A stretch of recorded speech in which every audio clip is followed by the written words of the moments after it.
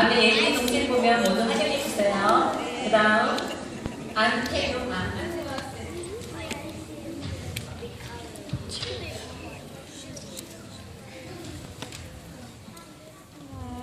고급 일반 최모세 학생 타임캡슐에 무엇을 넣을까?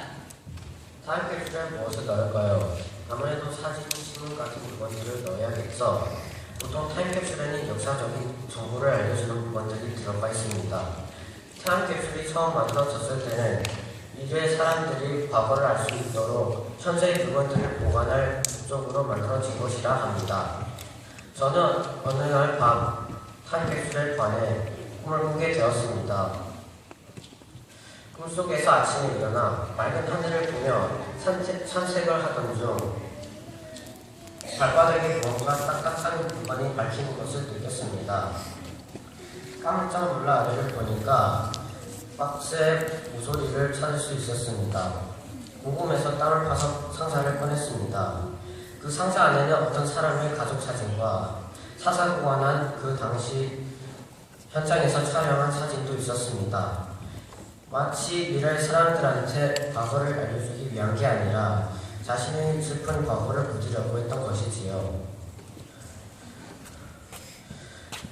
보통 타임캡슐은 후세를 위한 유물의 한 부분이지만 꿈속에서 나온 가족의 타임캡슐이 보여주는 인생의 좋은 기억과 나쁜 기억을 모두를 담을 수 있겠다고 생각했기 때문입니다.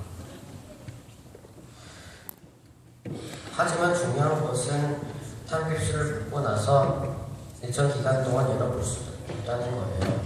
보통 사람들이 묻는 타임캡슐은 10년 혹은 20년처럼 일정한 기간으로 설정하고 묻는데 오랜 시간이 지나면 자기가 묻었던 기억도 완전히 잊어버릴 수가 있습니다. 그래서 저는 말레이시아에 8살 때 타임캡슐이라는 것을 만화책에서 처음 접했습니다.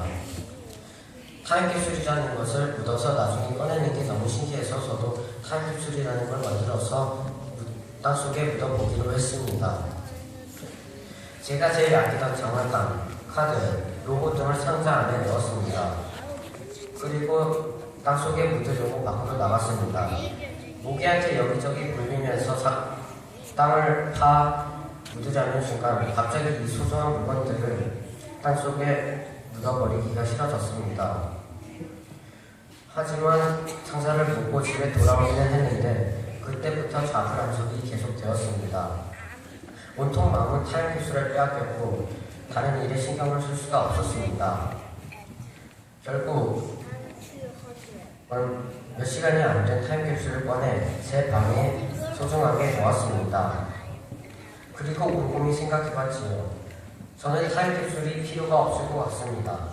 저한테 있는 소중한 물건과 사진을 타임캡슐에 넣을 리는 없으니까요. 뭐냐면 다른 사람이 땅을 파다가 발견할 수 있기 때문이지요.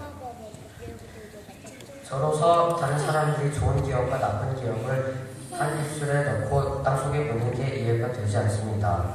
만약에 나쁜 기억이 있다면 타임캡슐을 만들지 말고 저처럼 즐거운 게임을 하면서 기분을 전환하는 게 제일 좋은 방법이라고 생각합니다.